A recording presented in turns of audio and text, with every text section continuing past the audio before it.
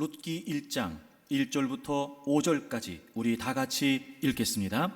사사들이 치리하던 때에 그 땅에 흉년이 드니라. 유다 베들레헴의 한 사람이 그의 아내와 두 아들을 데리고 모압 지방에 가서 거류하였는데 그 사람의 이름은 엘리멜렉이요 그의 아내의 이름은 나오미요 그의 두 아들의 이름은 말론과 기럐이니 유다 베들레헴 에브랏 사람들이더라. 그들이 모압 지방에 들어가서 거기 살더니 나오미의 남편 엘리멜렉이 죽고 나오미와 그의 두 아들이 남았으며 그들은 모압 여자 중에서 그들의 아내를 맞이하였는데 하나의 이름은 오르바요 하나의 이름은 루시더라. 그들이 거기에 거주한 지 10년쯤에 말론과 기럐 두 사람이 다 죽고 그 여인은 두 아들과 남편의 뒤에 남았더라. 아멘.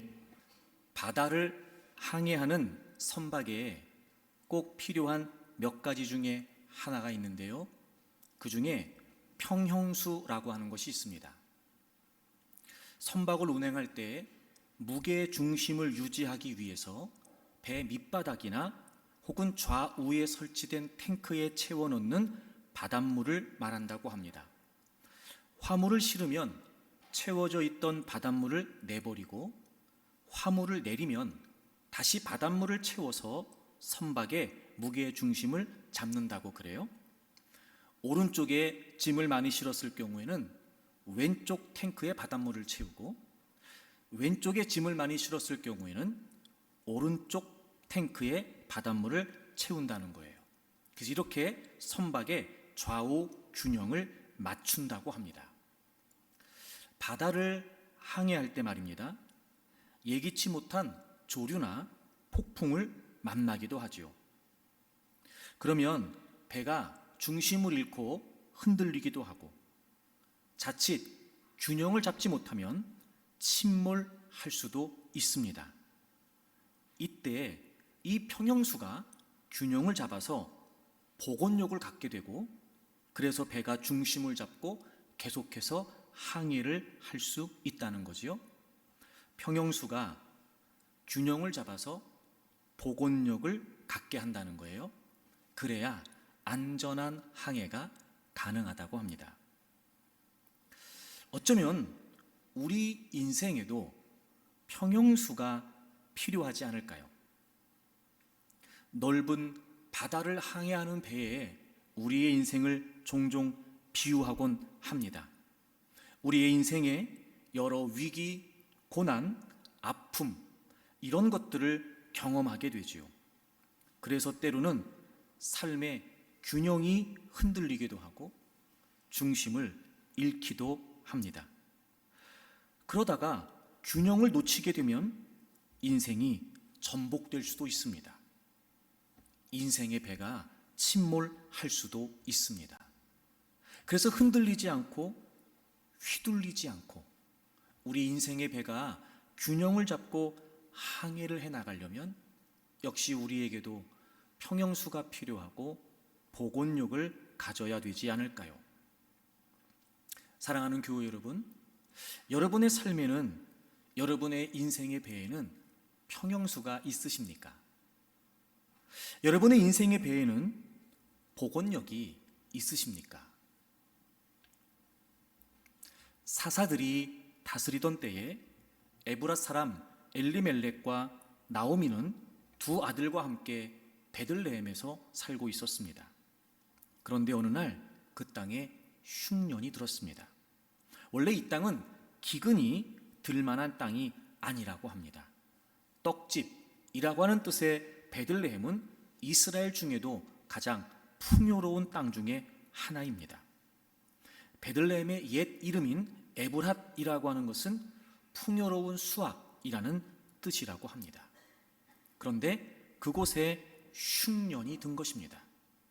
당시에 바로 이 엘리멜렉과 나오미가 어땠을지 우리는 충분히 짐작할 수 있습니다. 전혀 흉년을 예상할 수 있는 상황이 아니었다는 거죠. 아마 그들은 몹시 당황했을 겁니다. 어떤 대비책을 마련하기도 쉽지 않았을 겁니다.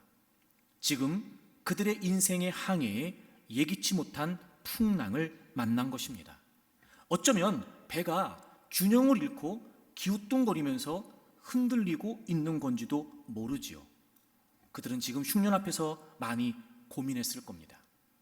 그리고 중대한 결정을 내립니다.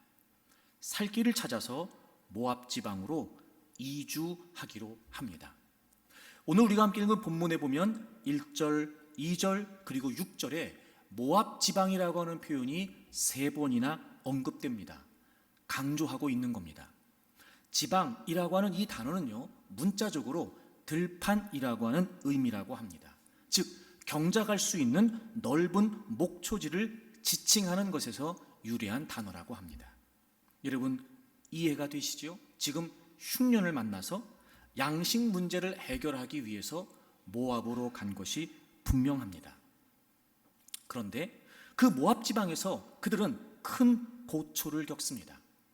가정의 가장이었던 엘리멜렉이 죽고 두 아들 말론과 기럨도 죽습니다.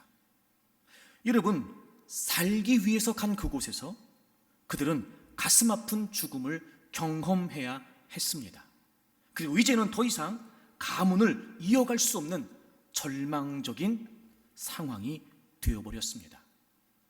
흉년 때문에 그들의 인생의 배가 균형을 잃었습니다. 그리고 급기야 좌초되고 침몰돼 버린 것입니다. 복원력을 갖지 못한 채 흉년이라고 하는 풍랑 때문에 그들의 가정의 배가, 인생의 배가 침몰하게 된 것입니다. 이제는 끝났습니다. 그렇게 10여 년의 세월이 흐릅니다. 그리고 그러던 어느 날 나오미는 하나님께서 베들레헴 땅을 풍성하게 하셨다는 소식을 듣게 됩니다. 며느리 룻과 함께 빈손으로 고향에 돌아오게 됩니다. 그는 복원력을 상실한 채 침몰했던 자신의 삶에 대해 그 어떤 기대도 없었습니다. 그가 고향으로 돌아가니까 성읍 사람들이 나오미를 알아본 거예요. 그리고 나오미가 아닙니까? 라고 이렇게 말했습니다. 나오미라고 하는 이름의 뜻은 나의 기쁨, 즐거움 이런 뜻이었습니다. 그때 나오미는 자신을 알아본 고향 사람들에게 이야기합니다. 나를 더 이상 나오미라고 부르지 마십시오. 나를 이제 마라라고 불러주십시오. 여러분, 마라라고 하는 말은 쓰라림, 괴로움이라고 하는 뜻입니다. 더 이상 자신의 삶에 그 어떤 기대도 할 수 없다는 걸 그가 고백하고 있는 것과 다름없었습니다. 그의 인생은 흉년이라고 하는 풍랑을 만나 복원력을 갖지 못한 채 침몰해버리고 말았던 것입니다. 그런데 놀라운 일이 벌어집니다. 그의 인생이, 그의 가정이 그렇게 끝나지 않습니다.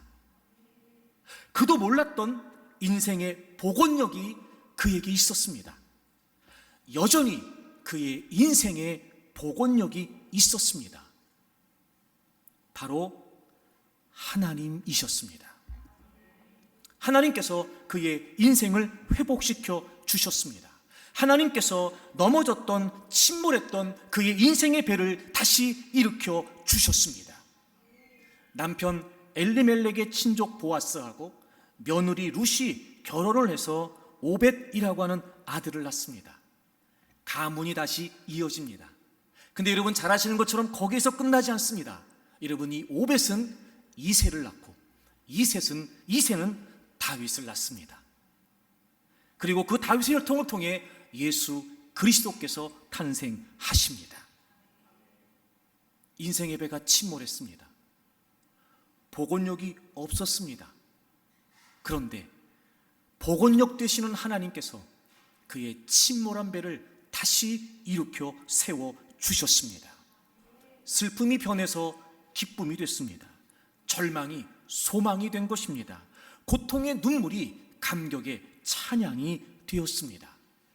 하나님께서 하신 일이었습니다. 그렇습니다, 여러분. 우리 인생의 복원력은 하나님이십니다. 그럼 우리는 인생을 항해하는 과정에 어떤 위기와 풍랑과 어려움을 만난다 하더라도 우리의 인생의 복원력 되신 하나님을 온전히 신뢰할 수 있다면, 그리고 아무리 우리의 인생의 배가 침몰한 것처럼 여겨진다 할지라도 여전히 우리의 인생의 섭리를 가지고 자신의 계획대로 이루어 가시는 그 하나님의 뜻을 온전히 신뢰할 수 있다면, 얼마든지 우리의 인생의 배는 침몰하지 않고, 아니 침몰했다가라도 다시 일어서서 여전히 항해를 이어갈 수 있습니다. 사랑하는 교우 여러분, 여러분의 인생의 복원력 되시는 하나님을 신뢰하십시오. 사랑하는 교우 여러분, 여러분의 인생의 복원력 되시는 하나님의 여러분을 향하신 섭리와 뜻을 신뢰하십시오. 우리는 새로운 한 해를 시작했습니다.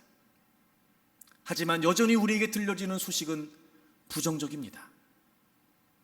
더 힘들어질 것이라고 하는 예측만 있습니다. 경제적으로 그렇습니다. 사회적으로도 그렇습니다. 점점 관계적으로도 삭막해지는 것 같습니다. 코로나의 독감에 이전에 경험해 보지 못했던 건강에 위협이 되는 상황들이 점점 우리에게 많아지고 있습니다.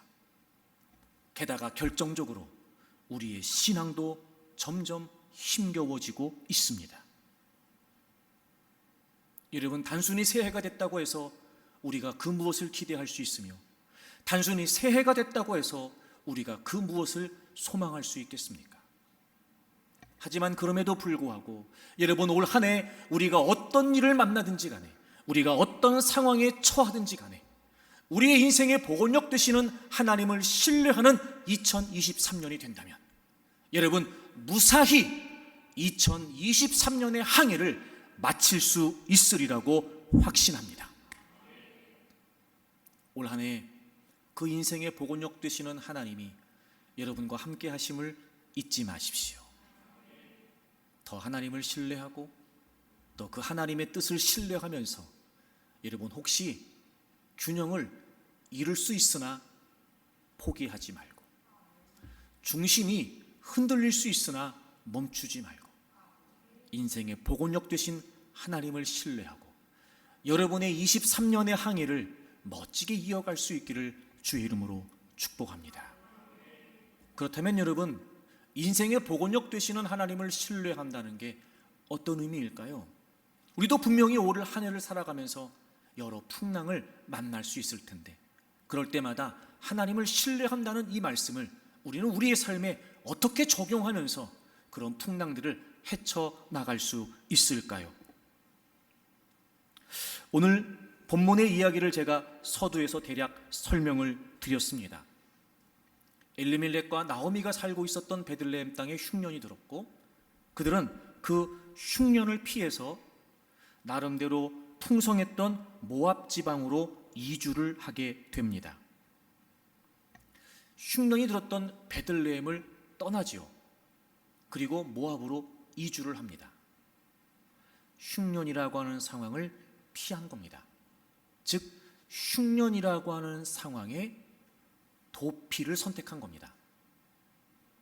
그런데 내용을 자세히 살펴보면 단순히 흉년을 피했다라고 말하기에는 그들이 너무 중요한 걸 놓쳤습니다. 오늘 본문 1절을 보십시오. 사사들이 치리하던 때에 그 땅에 흉년이 든다고 되어 있어요. 그 땅에. 그냥 땅이라고 되어 있지 않고 그 땅이라고 성경이 기록하고 있습니다. 땅이라고 하는 단어 앞에 정관사가 합해진 표현이죠. 그러니까 단순히 유다 베들레헴을 언급하려고 하는 것이 아니라 어떤 특정한 사실을 지칭해서 그 지역을 지금 설명하고 있습니다. 바로 그 땅이라는 겁니다. 여러분, 지금 엘리멜렉과 나오미가 살고 있는 이 베들레헴 땅, 어떤 땅입니까? 바로 그들이 출애굽을 하고 이스라엘이 하나님의 약속대로 가나안을 정복해서 하나님께서 그들에게 기업으로 주신 약속의 땅이었습니다. 그들이 가나안을 정복하고 유다 지파가 받은 하나님의 기업, 바로 그곳에서 그들이 살고 있었습니다. 그냥 유대 땅이 아니었고 그냥 베들레헴이 아니었고 바로 그 땅, 하나님께서 그들에게 기업으로 주신 바로 그 땅이라고 하는 의미입니다.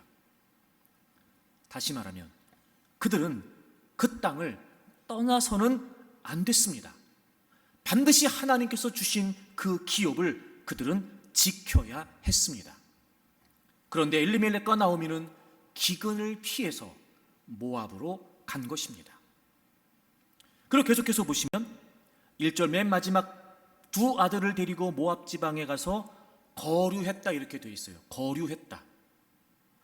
그러니까 기근 때문에 식량을 구하기 위해서 일시적으로 모압으로 간 것이 아니라 아예 그 약속의 땅을 포기하고 모압 지방에 거주하기 위해서 간 거였습니다. 정착하려고 간 겁니다. 그리고 오늘 본문 4절에 보면 그들은 그곳에서 10년을 삽니다. 아하, 여러분, 기근 때문에 약속의 땅을 버린 것이 분명합니다. 그것만이 아니었습니다. 그들이 이주한 그곳은 모압 지방입니다. 모압은 요단 동편의 암몬과 더불어 큰 세력을 이룬 족속입니다. 여러분, 이 모압 그러면 이스라엘 역사에서 아주 중요하게 얽힌 사건이 있지요. 민수기 21장과 22장에 보시게 되면 이스라엘이 출애굽을 하고 가나안 땅으로 가는 여정에 중요한 길목에서 가나안 진입을 방해했던 민족이 바로 모압 족속이었습니다. 그래서 이후에 하나님께서는 그 모압과 암몬 사람들은 하나님의 총회에 들어오지 못하게 하셨습니다. 하나님을 인정하지 않는, 하나님을 믿지 않는 우상을 숭배했던 이방의 땅이었습니다. 여러분, 그렇다면 베들레헴에 살고 있었던 엘리멜렉과 나오미가 그 가정이 하나님을 믿지 않고 하나님을 인정하지 않은 그 이방 땅에서 신앙생활을 제대로 하지 못할 것은 자명한 일입니다. 그들은 하나님의 기업을 버립니다. 그들은 하나님을 떠납니다. 물론 흉년이라고 하는 절박한 상황에 식량 때문에, 생존 때문에 어쩔 수 없이 이주했다. 충분히 우리가 상황적으로 이해는 되지만 이 두 가지 사실을 우리가 고려해 볼 때 이렇게 물어볼 수 있지 않을까요? 아하, 흉년 때문에 도피하여 모압으로 간 것이 최선이었을까? 그들이 선택할 수 있는 최선이 바로 흉년을 피해 모압으로 이주하는 것이었을까? 사랑하는 교우 여러분, 여러분은 어떻게 생각하십니까? 일시적인 기근을 피하기 위한 불가피한 선택이 아니라 그들은 지금 하나님의 땅을 포기하고 하나님을 믿는 믿음을 포기하고 이방 땅으로 이주했던 것이었습니다.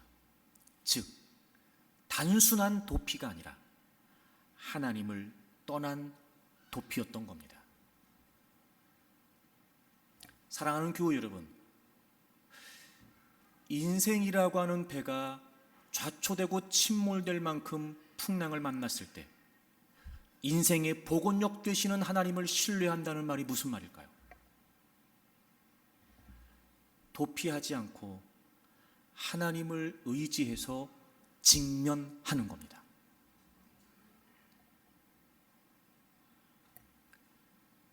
하나님을 떠나 도피하지 말고 오히려 하나님을 의지하고 그 상황에 직면하는 겁니다. 이런 거죠. 내가 먹을 게 없어서 어렵고 힘들 수 있지만 하나님이 허락하신 기업은 포기할 수 없다. 내가 먹고 사는 것 때문에 고생을 해야 되는 건 분명하지만 내가 하나님을 믿는 믿음만큼은 포기할 수 없다. 이런 말이 여러분이 어떻게 들을지 모르지만 굶어 죽어도 믿음은 지키겠다. 차라리 믿음을 지키고 죽는 편을 택할지언정 믿음을 내팽개치고 먹고 사는 걸 선택하진 않겠다. 여러분, 올 한 해에 분명히 우리의 인생이 휘청거릴 만한 다양하고 거센 풍파들이 몰아닥칠 겁니다. 그럴 때마다 우리의 인생의 복원력은 하나님이시라는 것을 잊으면 안 됩니다. 다시 말해, 하나님을 떠난다면, 그 어떤 이유로도 하나님을 떠난다면, 즉 우리의 인생은 복원력을 잃어버리게 된다는 말이에요. 절대로 그 인생의 배가 안전하게 목적지까지 항해할 수 없습니다. 그러므로 여러분, 올 한 해 살면서 결단하셔야 됩니다. 하나님, 제가 어떤 상황이 돼도 올해는 하나님만 붙잡겠습니다. 제가 어떤 상황을 만나도 올 한 해는 하나님만 의지하겠습니다.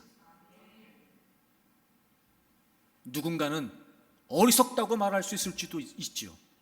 아니, 어떻게 믿음 때문에 그걸 포기할 수 있느냐? 누군가는 멍청하고 바보 같다고 말할 수 있습니다. 어떻게 믿음을 지킨다고 그걸 포기할 수 있냐? 하지만 여러분, 우리는 살아계신 하나님을 신뢰하기에 누가 뭐라고 해도, 어떤 상황에서도 내가 다른 건 다 포기해도 믿음은 포기할 수 없습니다. 나는 하나님을 신뢰합니다. 나는 하나님의 뜻을 신뢰합니다. 그러므로 단순히 상황을 피해 도피하기보다는 하나님도 내팽개치고 상황이 이유가 되어 회피하기보다는, 오히려는 나를 두려워하게 하고 불안해하고 있는 이 상황, 하나님을 신뢰하는 믿음으로 하나님과 함께 맞서겠다.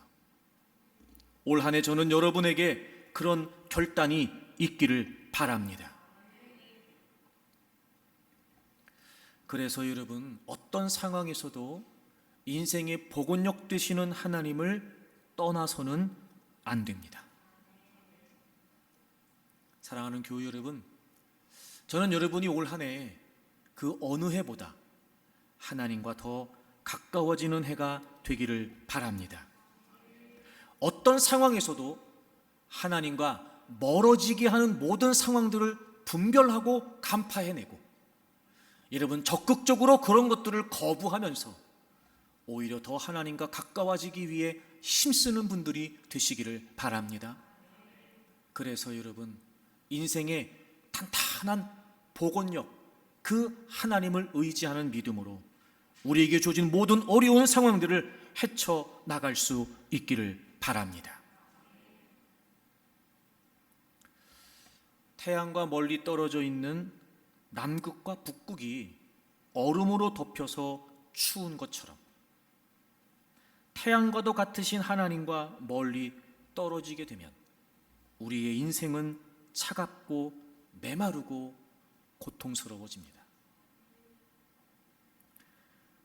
우리는 우리의 눈으로 태양을 직접 보지는 못하지만 태양이 없으면 다른 어떤 것도 보지 못하는 것처럼, 하나님을 바라보고 바라보지 않는 것이 아무것도 아닌 것 같아도 하나님이 계시지 않으면 우린 그 어떤 것도 볼 수 없기에, 하나님을 멀리 떠나서는 우리의 인생이 잘 될 수가 없습니다.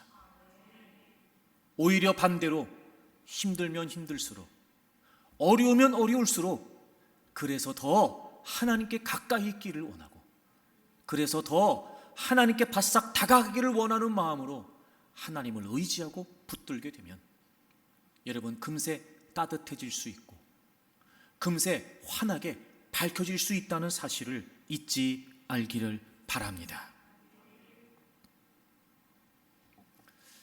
항공기를 조종하는 항공 조종사들에게 아주 위험한 상황이 있다고 합니다. 비행을 하다가 공간 감각 상실을 겪게 된답니다. 이게 뭔가 봤더니 비행 착각인데요, 조종사가 항공기의 위치, 자세, 방향, 속도 등 움직임에 대한 인지 능력을 순간적으로 상실하는 상태라고 합니다. 왜 이런 공간 감각 상실 현상이 나타나는 걸 봤더니 공간 정위 상실 때문에 그렇답니다. 이거 뭔가 봤더니 주변에 기준이 되는 물체가 없어져서 현재 비행 상태를 확인할 수 없게 된다는 거예요. 구름 윗면을 비행하는 경우 항공기가 똑바로 상태를 유지하고 있지만 기준이 없기 때문에 인간이 스스로 이 비행기가 기울어진 것처럼 느낀다는 거예요. 그래서 이게 육지인지 바다인지 구분이 안 된다는 거예요. 베테랑 조종사들도 흔히 겪는 상황이라고 합니다. 그래서 이 조종사들에게 아주 중요한 모토가 있는데 그게 뭐냐면 감각을 믿지 말고 계기를 믿으라는 말이라는 거예요. 근데요, 이 초보 조종사들은요, 감각을 이용해서 비행한대요. 자기가 직접 보고 자기가 듣고 이렇게 하면서 감각을 이용해서 비행을 한다는 거예요. 물론 날씨, 시야 이런 조건들이 좋을 때는 적절할 수 있지만 늘 그렇지 않기 때문에 그것만큼 위험천만한 일이 없다는 거예요. 그래서 조종사들이 숙련되면 될수록 오히려 더 훈련된 감각이 성장할 수 있으나 그럼에도 불구하고 그들은 감각을 믿지 않고 장비, 계기를 믿고 운행을 한다고 합니다. 실제 상황을 가장 정확하고 확실한 방법으로 측정하고 있는 그 계기, 거기에 오히려 자신의 감각을 맡기는 법을 배운다는 거죠. 그래야 숙련된 조종사가 될 수 있다는 겁니다. 그게 더 안전하고 그게 더 확실하다는 겁니다. 그래서 조종사가 감각으로 비행할 수 있다고 생각할 때만큼 위험할 때가 없다고 합니다. 저는 이 내용을 보면서 너무 우리의 인생과 흡사하다는 생각이 들었어요. 사랑하는 교우 여러분 혹시 여러분의 인생을 감각으로 운행하고 계시지 않습니까? 내가 보고, 내가 듣고, 내가 느끼고, 내가 생각하고. 여러분, 그것처럼 위험한 일이 없습니다. 우리의 인생은요, 항해하거나 항공을 하는 이 비행보다 더 변수가 많습니다. 그만큼 더 예측하기 어렵다는 거죠. 지금 우리가 눈으로 보고 손으로 만지고 귀로 듣는다고 해서 확실한 것 같지요? 아니요, 그렇지 않습니다. 그럼에도 불구하고 우리는 결코 미래를 예측할 수 없습니다. 아무리 우리가 완벽하게 우리의 상황을 파악하고 있다고 한들 여러분, 그건 완전할 수도 완벽할 수도 없습니다. 그런데 어찌 우리의 감각을 믿고 우리의 인생의 항해를 해나갈 수 있겠습니까? 영원히 변함없는 절대적 기준이 되시며 방향이 되시는 바로 그 하나님을 의지하는 것만이 우리의 인생을 안전하게 항해해 갈 수 있는 비결이 될 겁니다. 그러니 여러분, 감각을 의존하지 말고 하나님을 의지하셔야 됩니다. 이제까지 여러분이 어떻게 여러분의 인생을 살아왔는지 모르지만 올 한 해만큼은 더 이상 그런 과오를 반복하지 않기를 바랍니다. 한번 여러분 지난 날을 적용해 보십시오. 돌아보십시오. 왜 그런 결과가, 왜 그런 상황이, 왜 그런 어려움이 닥치게 되었는가? 혹시 여러분 하나님을 의지하기보다 여러분의 감각을 의존했기 때문은 아니었습니까? 아니 어쩌면 지금도 여러분이 직면하고 있는 그 문제 속에 그렇기 때문에 더더욱 하나님께 매달리고 하나님을 붙잡고 하나님을 의지하려고 하기보다 오히려 여러분의 생각, 여러분의 판단, 여러분의 지식, 여러분의 정보를 가지고 여러분의 감각만 믿고 그 문제를 풀어갈 수 있다고 생각하고 있는 건 아니십니까? No! 절대 그럴 수 없습니다. 위험합니다. 안 됩니다. 큰일 납니다. 여러분 스스로의 감각을 다 포기하십시오. 그리고 올 한 해는 보다 더 적극적으로 능동적으로 하나님을 의지하는 분들이 되기를 바랍니다. 그럼 보세요, 여러분. 정말 원수마귀가 노리는 게 뭘까요? 정말 원수마귀가 노리는 거. 우리가 아무리 하나님을 의지하려고 해도 정말 원수마귀가 노리는 건 뭐냐면 우리와 하나님 사이를 자꾸 갈라놓는 거예요. 하나님을 의지하지 못하게 만드는 거예요. 하나님과 멀어지게 만드는 거예요.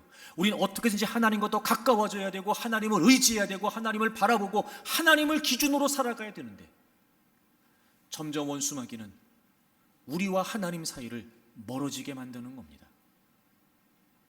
모르긴 몰라도 올해 분명히 우리에게 그런 원수마귀의 시도가 있을 겁니다. 저는 여러분들이 그 원수마귀의 계략을 분별해낼 수 있기를 바랍니다. 그 원수마귀의 거짓된 속임에 저는 여러분들이 넘어지지 않기를 바랍니다. 기억하세요. 하나님을 멀어지게 하는 것, 예를 들어 예배를 소홀해지게 만든다. 말씀을 마땅히 읽고 말씀을 듣고 분명히 말씀과 기도의 시간을 보내야 되는데 어떤 이유로든지 간에 점점 말씀과 기도의 시간을 상실하게 만든다. 여러분, 이거 원수마귀가 여러분이 점점 하나님으로부터 멀어지게 하는 겁니다.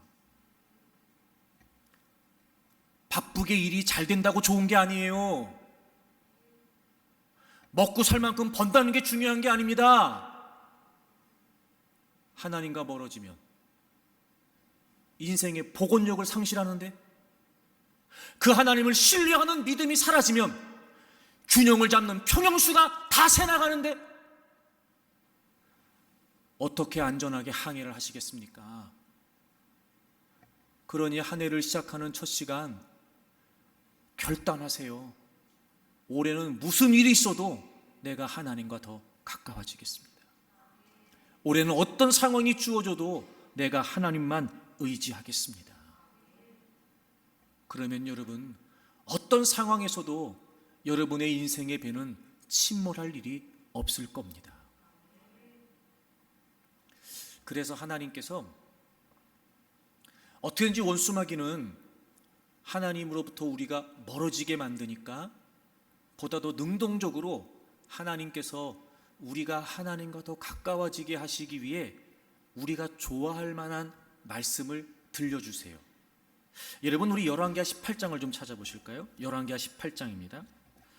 열왕기하 18장을 보시면 히스기야의 이야기가 나와요. 7절을 보시면 여호와께서 그와 함께 하심에 그가 어디로 가든지 형통하였더라. 아멘. 여러분, 올 한 해 여러분들 다 형통하시기를 축복합니다. 우리 교회가요, 올 한 해 형통했으면 좋겠어요. 여러분의 가정이, 여러분의 생업이, 또 여러분의 자녀들이 하여튼 다 형통하기를 축복합니다. 근데 여러분, 그가 히스기야가 형통했다라고 하는 결론이 주어지기까지, 여러분, 이 이야기는요 5절부터 시작합니다. 5절을 보세요. 히스기야가 이스라엘 하나님 여호와를 의지하였는데, 아하, 히스기야가 하나님을 의지했대요. 제가 하나님을 의지하는 거라고 제가 말씀드렸죠. 히스기야가 하나님을 의지했대요. 근데 보니까 그의 전후 유다 여러 왕 중에 그러한 자가 없었대요. 여러분, 유다의 모든 왕들 중에서 히스기야만큼 하나님을 의지한 사람이 없었다는 거예요. 그게 무슨 말일까 이게 여러분? 첫째, 그러니까 이런 말이죠. 히스기야가 유다 모든 왕들 중에서 하나님을 가장 의지했다는 말이에요. 그죠? 유다 여러 전후 왕 중에 히스기야만큼 하나님을 의지한 자가 없었으니까 히스기야가 유다의 모든 왕들 중에 하나님을 가장 의지한 거예요. 또 하나 이런 의미도 있겠죠. 두 번째, 이런 의미도 있는 거예요. 그러니까 히스기야가 하나님을 의지한 그 모습이 진짜 하나님을 의지하는 거예요. 그죠? 그럼 그게 뭘까요? 6절 곧, 그러니까 히스기야가 하나님을 의지했는데 곧 그게 뭐냐 말이에요. 그게 뭐냐 말이에요. 그가 여호와께 뭐 했대요? 연합했대요.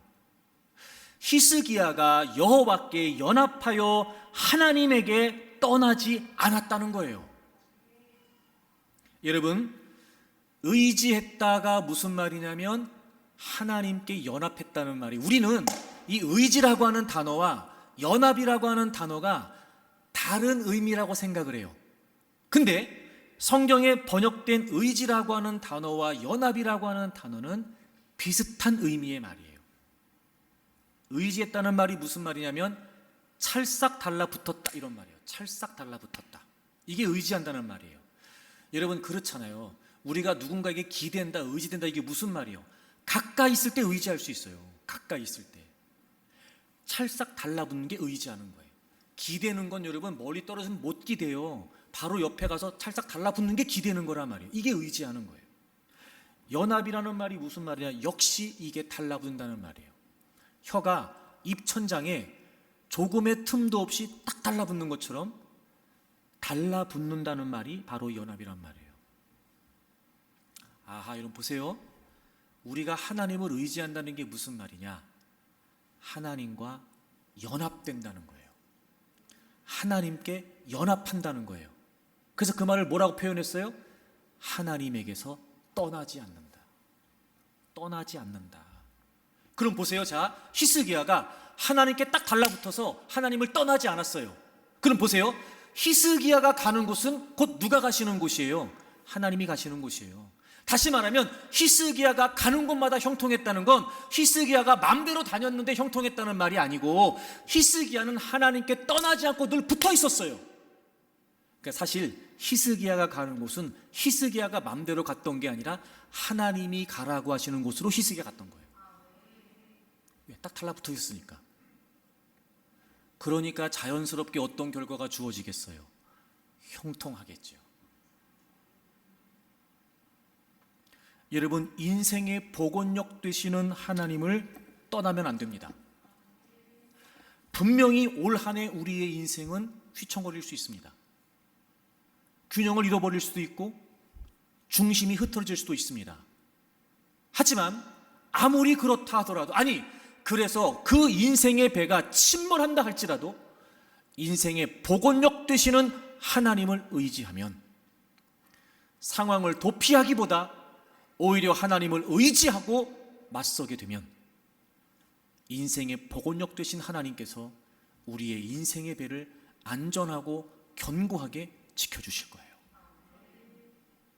그러니 여러분, 올 한 해 가장 먼저 무엇을 늘 점검해야 되냐? 내가 지금 하나님께 붙어 있는 걸 점검해야 돼요. 내가 지금 하나님과 가까워지는가? 더 친밀해지는가? 하나님과 연합이 분명한가? 여러분, 이거 살피셔야 돼요. 그러니까 문제가 있다, 문제가 어렵다, 이건 중요하지 않아요. 제가 늘 여러분에게 말씀드리죠. 아무 일도 생기지 않습니다. 결코 그 문제라고 하는 풍랑이 여러분의 인생의 배를 침몰시킬 수 없어요.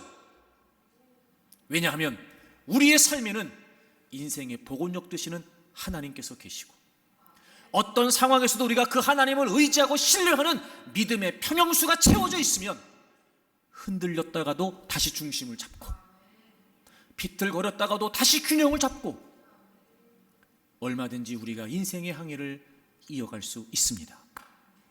사랑하는 교우 여러분, 올해 여러분의 인생의 복원력 되시는 하나님을 온전히 신뢰할 수 있기를 바랍니다. 그렇게 여러분의 인생의 항해를 안전하게, 확실하게 헤쳐나갈 수 있기를 바랍니다. 무조건 상황을 도피하려고 하지 마세요.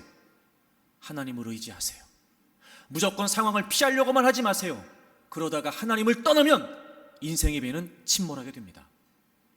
도피하지 말고 하나님을 의지하고 직면하십시오.